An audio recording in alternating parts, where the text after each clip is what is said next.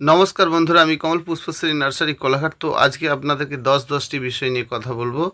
10টি বিষয় মানে 10টি প্রজাতির গাছের 10 রকম প্রজাতির গাছের সম্বন্ধে বলবো। প্রথমত বলি, এটি ঝাউ গাছ। তো ঝাউ গাছের বিষয় নিয়ে বলি, যাদের ঝাউ গাছ রয়েছে তাদের ক্ষেত্রে দেখেছেন যে নিচকার পাতাগুলো জ্বলে জ্বলে শুকনো শুকনো হয়ে নষ্ট হয়ে যাচ্ছে। ঝাউ গাছে যে কোনো কীটনাশক ওষুধ এটা ওটা মারলে কিন্তু কাজ হবে না। অবশ্যই এই ঝাউ গাছের ক্ষেত্রে একটু দানা ওষুধ দেবেন। মাটিতে যদি আপনি দানা ওষুধ দেন, যে কোনো দানা ওষুধ, তাহলে কিন্তু আপনার দারুণ সুন্দর ঝাউ গাছ থাকবে।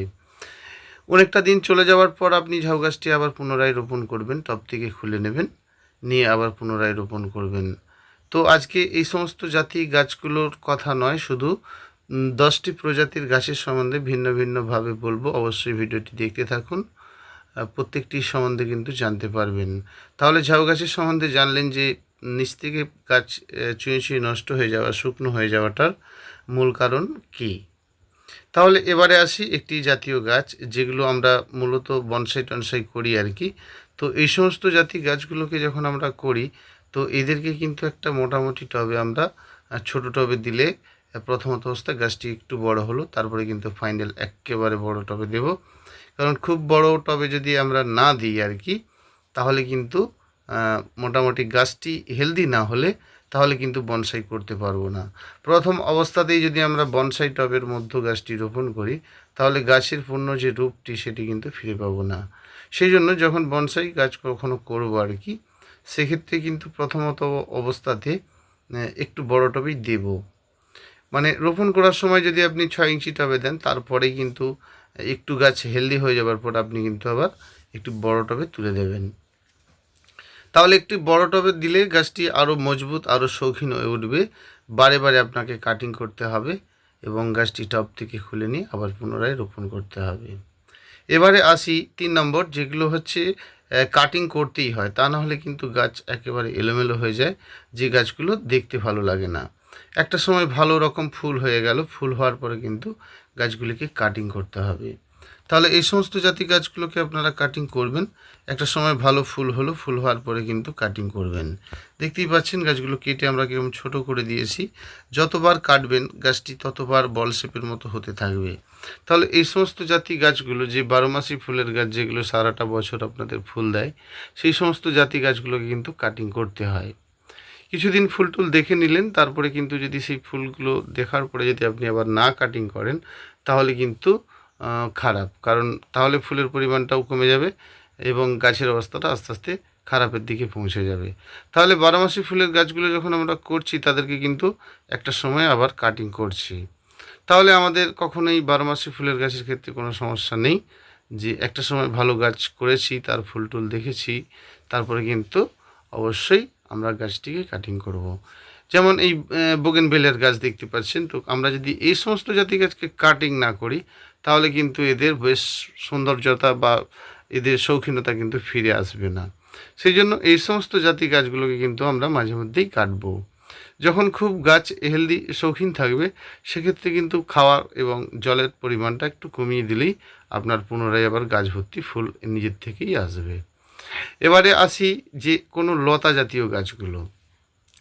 যখন আমরা লতা জাতীয় গাছগুলো করি আর কি, তো যখন যে কোনো লতা গাছ করি, তাদেরকে একেবারে বড় সড়ো করে ফেলবো না। তো একটা সময় ফুল হয়ে যাওয়ার পর গাছকে কিন্তু আবার আমরা অবশ্যই কাটবো। যদি কাটতে থাকি একটা গাছকে বারে বারে, তাহলে গাছটি লতানো গাছও কিন্তু আপনার ঝোপালো টাইপসের হয়ে যাবে।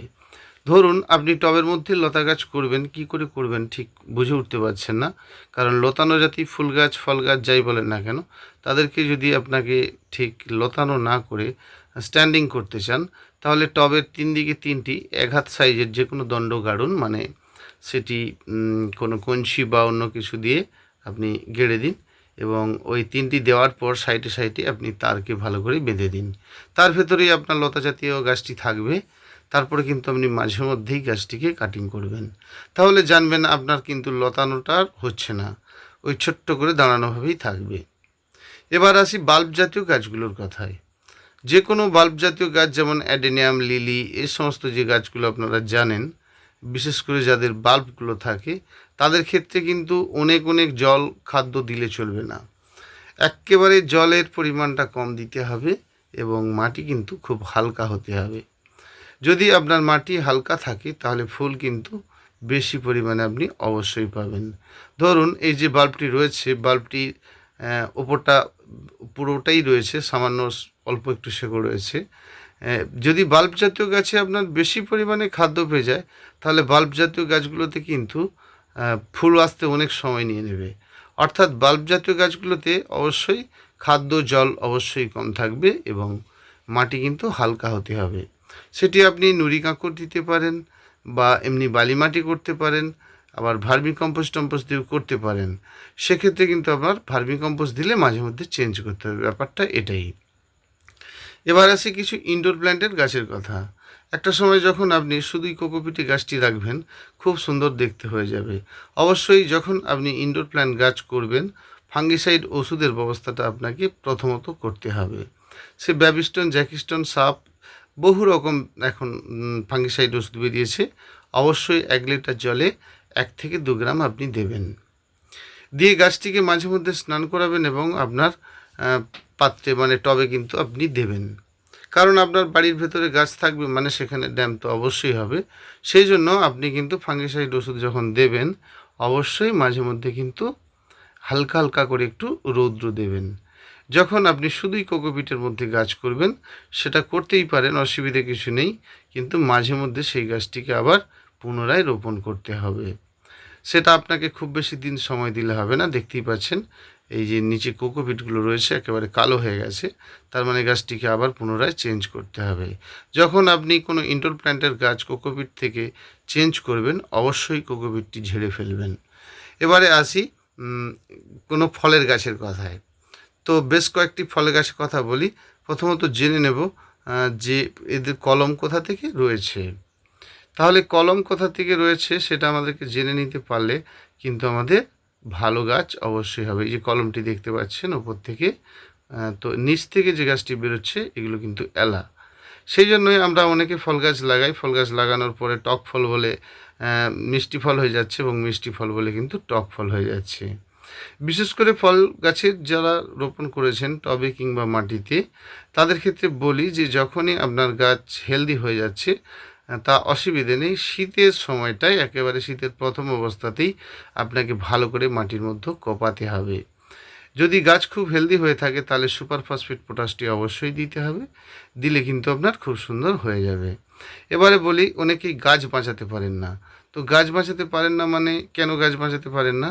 গাছের যে গোড়াতে মাটিটি থাকে সেটি অনেকেই ভুল করেন, যে গাছের গোড়াতে যতটা মাটি থাকে প্লাস্টিকটি কেটে দেওয়ার পর, তো গাছের প্লাস্টিকটি কেটে দেওয়ার পর যখন আমরা গাছ রোপণ করি, সেটা একটু গভীর করে গাছটিকে কিন্তু রোপণ করে ফেলি। এটা আমাদের একটা বড় ভুল। সেই জন্য গাছের গোড়াতে যতটুকু মাটি রয়েছে ঠিক ততটাই কিন্তু আমরা রোপণ করব এবং রোপণ করার পর সাইডগুলো ভালো করে কিন্তু কম্প্যাক্ট করে দেব। তাহলে জানবেন আপনাদের কিন্তু সবসময়ের জন্য গাছ বাঁচবে। আমরা অনেকেই ভুল করি, গাছের গোড়ায় যতটা মাটি থাকছে তার থেকে একটু বেশি বেশি করে আমরা গাছটিকে রোপণ করে ফেলছি। সেটা একটা বড় ব্যাপার যে আপনি একেবারেই তার থেকে বেশি কিন্তু গাছ রোপণ করবেন না। কারণ গাছের গোড়ায় যতটুকু মাটি আসে ততটুকু যদি আপনি রোপণ করেন তাহলে আপনার গাছ কিন্তু প্রতিটি গাছ বাঁচবে। গাছ রোপণ করার পূর্বে কখনোই মশলা দিয়ে রোপণ করবেন না। এবারে আসি গাছের পোকার ব্যাপার। তো পোকা দেখতে পাচ্ছেন একটা ব্রাউন কালারের দাগ হয়ে গেছে। তো এই ব্রাউন কালারের দাগটা কেন হয়েছে সেটা কি জানেন? অতিরিক্ত নাইট্রোজেন সার খেয়ে খেয়ে। তো যখনই এরকম ব্রাউন কালারের নাইট্রোজেন খাওয়ার ফলে যখনই দেখবেন এরকম ব্রাউন কালারে এসে যাচ্ছে এবং পোকার সম্ভার এসে যাচ্ছে, তাহলে আপনাকে জানতে হবে প্রথম যেরকম খেতে থাকতো গাছটি সেরকম এখন আর খেতে পাচ্ছে না। ধরুন একটা সময় আপনি ডিএপি, ইউরিয়া, এটা ওটা নাইট্রোজেন দিয়ে গাছ রোপণ করে গাছটিকে হেলদি করেছিলেন, আবার একটা সময় সেটি আপনি বন্ধ করে দিয়েছেন, তখনই কিন্তু এই সমস্যাটা বেশি দেখা যায় এইগুলোই যে আপনি সবসময় জৈব সার 6 রকম রাখবেন, সাথে কিন্তু 2 রকম নাইট্রোজেন সার রাখবেন।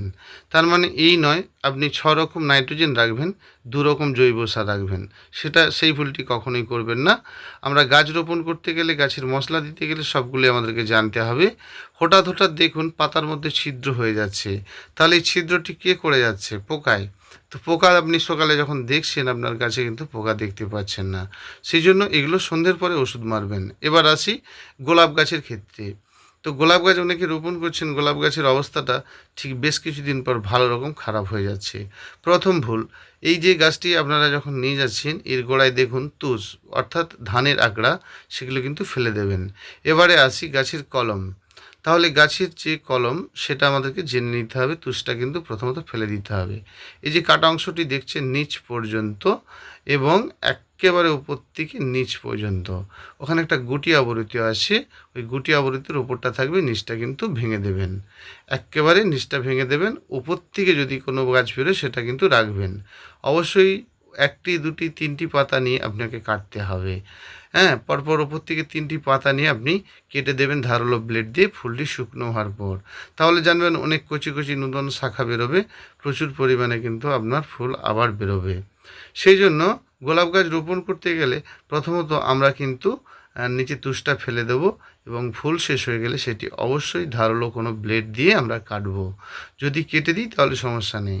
এবারে আসি, পাতার মধ্যে দেখবেন উল্টো দিকে একটি বালির মতো পোকা থাকে, অর্থাৎ এটিকে রেড মাইট পোকা বলা হয়। দোকানে গিয়ে আপনি যদি বলেন যে যে কোনো রেড মাইটের ওষুধ দিন, তাহলে কিন্তু আপনার গোলাপ গাছের মধ্যে এই সমস্যাগুলো থাকবে না, পাতার সাইডগুলো এইভাবে হলুদ হয়ে যাবে না।